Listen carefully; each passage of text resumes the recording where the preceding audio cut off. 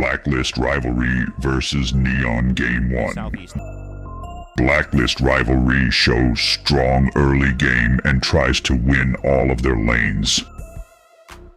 Techies doesn't need to be next to Magnus for things to work. He can be further away, so that allows you like that one extra, maybe 2 extra seconds of gap closing. While Bombi is not in a very fun place right now. Raven and Carlo looking for the second kill here. He is trying to get away with the Arctic Burn. And thanks to the heal, he's able to escape as well back to safety. Pull me out of the lane from it. At least mid is that Ken is gone. Ken. Yeah, it's not an easy lane for him. Not at all. The only problem is, like, this is a lane in which, I mean, you probably shouldn't die, you know? You should get pressured, you should have, like, a disadvantage on your CS board for sure, but at the same time, maybe you shouldn't be dying. But nice rotation by Techies, and now on bottom lane. Tries again. Yeah, a bit of poking back and forth.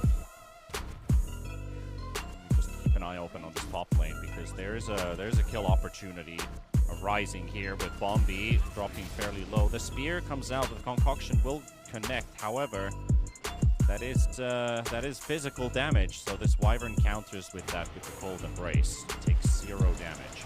There comes Castaway with the teleport rotation as well, and maybe they can punish this Alk with no mana to fight back. A couple more hits. JG, will he land the spear? He's actually going to let him go. They will lose Castaway as Carlo gets a trade-off kill.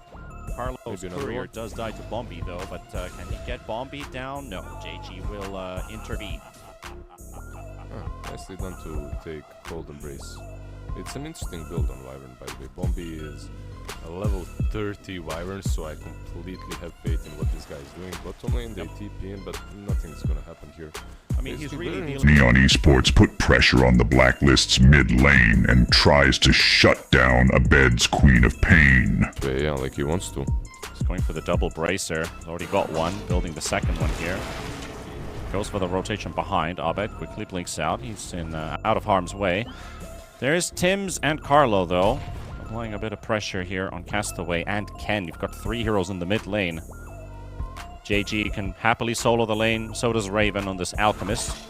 So the supports are now moving all about and around the map.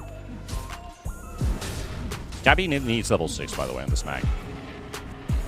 Because they're pressuring mid this whole time, and you don't have RP to turn things around with. It's Tim's doing all the heavy lifting. Abed is low, and Ken's going to go for the dive here. Does get the connection for the first stun, gets the second one, looking for a third. Should be able to get it. Does he have the damage to finish him off? The swashbuckle in 1 second should finish the job. Wants to hit both of them. Oh, he lets Tim's jump away. He's holding on to that swashbuckle for the, you know, the absolute longest, and doesn't even drop it at all. So he's going to teleport away. They trade 1 for 1. Yeah, he was worried that there were 2 things. Like, he possibly tried to line it up together with Quap and Techies, right, for some maximum efficiency. But also, like, there is one way Techies lives there if you swashbuckle and you miss him, right? So just hitting him there is probably the safest option. Yeah. Crazy fight for them, but they needed to answer on the side of Blacklist. And on the other hand, Neon found an opening on the top side of Blacklists and kill Raven and Tims, also getting tier 1 tower. Mars will get the kill on Raven. Abed hammering away. Tims with a jump onto the Mars. Mars is going to fall. Tims is dropping low on HP and isolated, but a nice 3-man taser disarm will buy some time for Carlo and Abed to get out of there as he will drop. So it's a 1 for 2 trade. Alk dying first. It's a good pick for Neon. They're really showing a lot of promise here in these early game engagements. Bombi going in. Dude, I actually am not surprised anymore now that I see. Yeah. I mean, he's not random. He's playing in a tier 1 team from SCA tier 1 team at least. But it's crazy how I remember certain games. You know, I just remember a game and how he collective memory.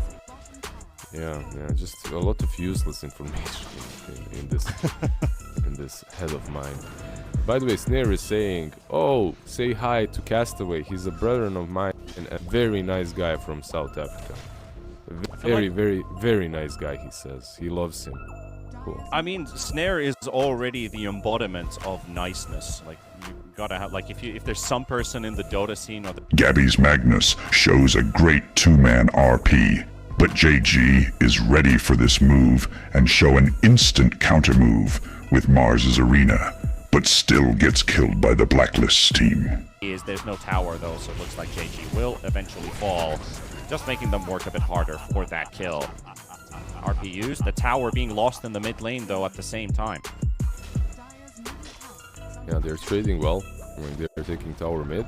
Also, Luna is farming the enemy jungle, so the Alchemist doesn't feel completely free. He's on 3k gold though, getting closer and closer to the relic. But overall, if you are Neon, even though you lost that fight bottom, you're not sad about what's happening.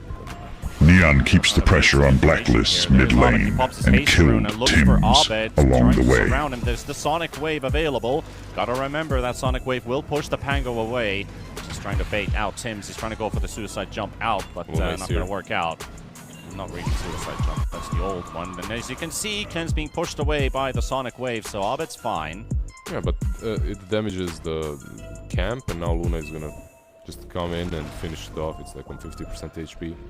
You know, like one thing that I'm noticing in SEA, this is, in general, this is the case in every region that I'm watching right now, but in SEA in particular, the teams that have carries that are more active, no matter what the state of the game is, usually are the ones that win. JG, there's an Arcane Rune saved up for Ken. Making some moves toward the mid area. The whole team of Neon is around here. Carlo has Egg. Ovid 60 seconds for ult. Arena is also up at that 4 points Shadow Strike. Really not moving anywhere when you get hit by it. Alk also decides to TP away from top. No longer safe to be, but that Radiance has been slowed down just a little bit with that one kill they got in the top lane. It has definitely helped out of it. Even the stacks that they stole, and look at Alchemist right now, he's forced to wait like 20 seconds for the camps to respawn. Meanwhile, if that wasn't the case, he'd already have the gold. Like, it's all about, like, early on, slowing down Alchemist really helps out a lot in the long run. It definitely does. It's all the early moves. When you get to the Radiance, things get so much faster. His farm pace just increases by a massive amount, like percentage-wise. Both team makes move by using Smoke of Deceit. Middle with the smoke and Neon with a counter smoke. Blacklist is currently sticking on the high ground. Gabby's smoke will pop and Castaways also as well. So now they know something is up. The Radiance is ready. Alk is moving away. I don't think Neon's going to be able to capitalize on this because there's nobody to be seen. If you love percentages, Ricky, did you know that 10% of 90 is the same like 90% of 10? Did you know? Like, it's crazy math. It's crazy math indeed. You knew it? Yes. Okay. Blacklist's got an opportunity to kill their Pangolier with Magnus and Queen of Pain. Yeah, unreal. That's irrelevant information. I don't think about. But Neon Esports got a trade kill of Magnus and Phoenix. Stolen down, but an Eclipse use as well. Carlo will drop. That's the first Eclipse of the game for CDR. And he will score a secondary. Now he's farming the enemy jungle here at the same time. Well, Castaway, he was looking at a Wisdom Rune, but he was already taken by Carlo before. Now a smoke in the enemy side of the map. What he did do, though, he TP'd in, by the way, not on the Wisdom Rune. He TP'd in, perhaps because of the Wisdom Rune, but most importantly to ward up. In this time of game, Neon keeps running down the Blacklist, killing the Queen of Pain and Magnus, and expanding their map.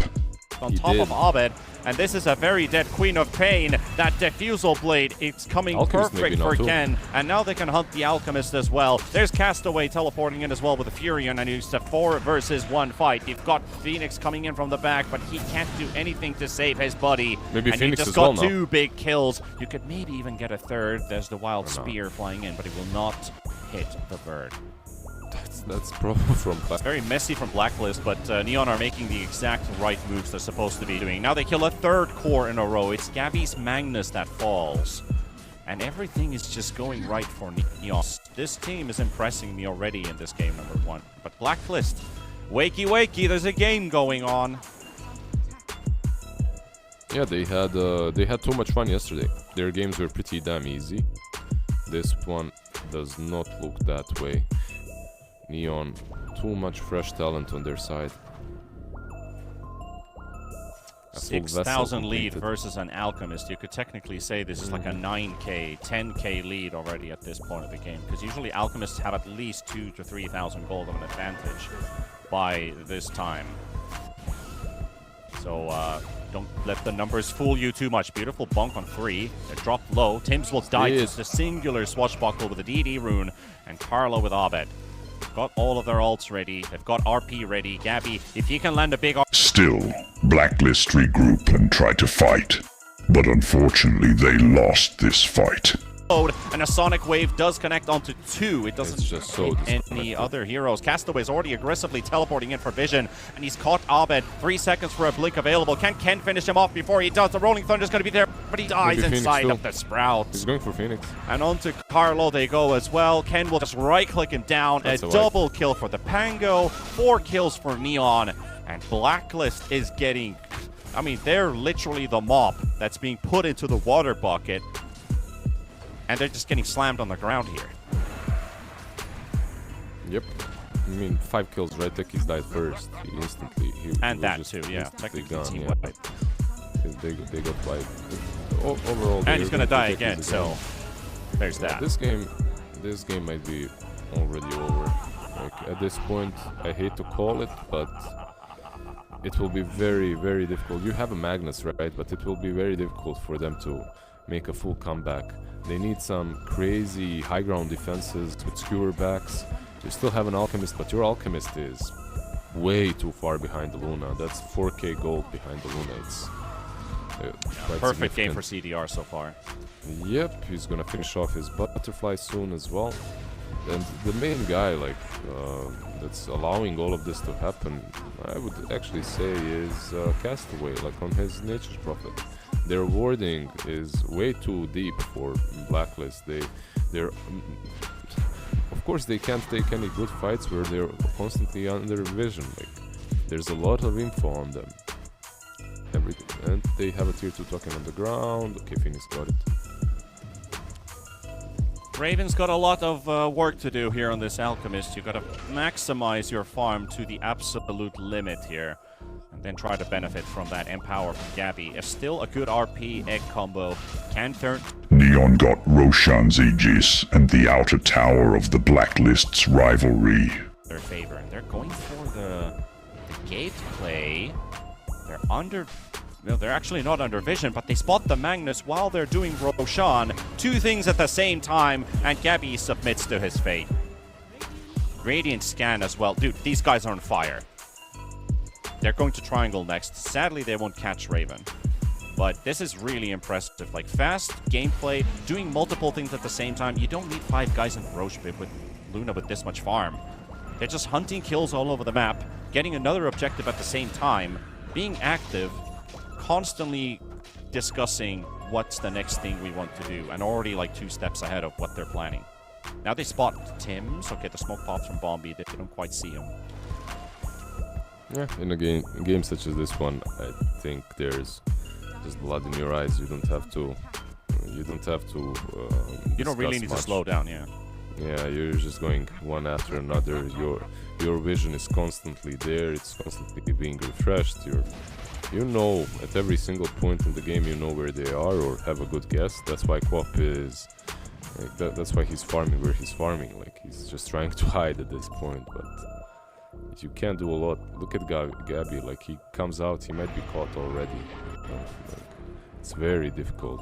He has to blink back. Yeah, he has to blink back, but this is the problem, right? He needs his BKB and he's just like trying to juke the position 4 or 5 on the other side. It's not a good place to be in.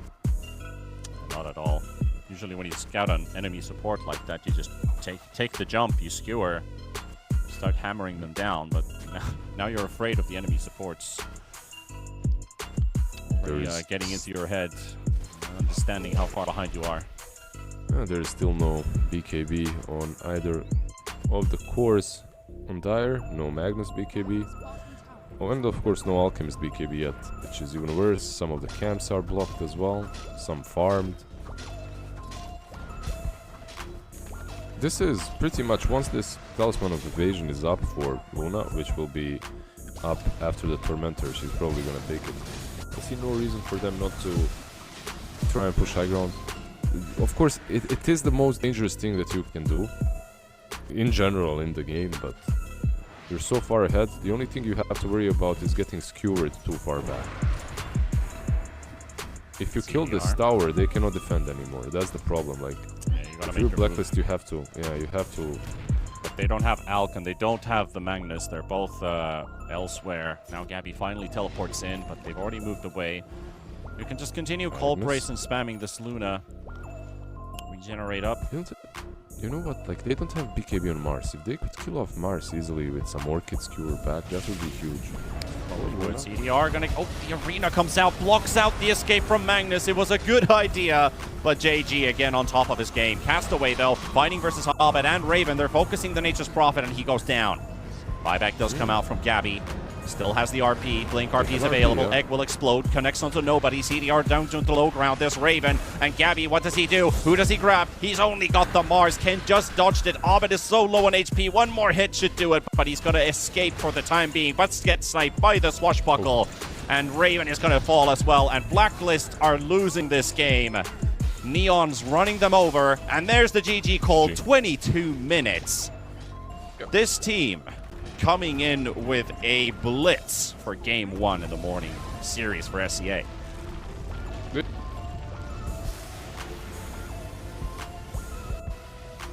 Neon Esports took game number 1 of the best of 3 series against Blacklist Rivalry.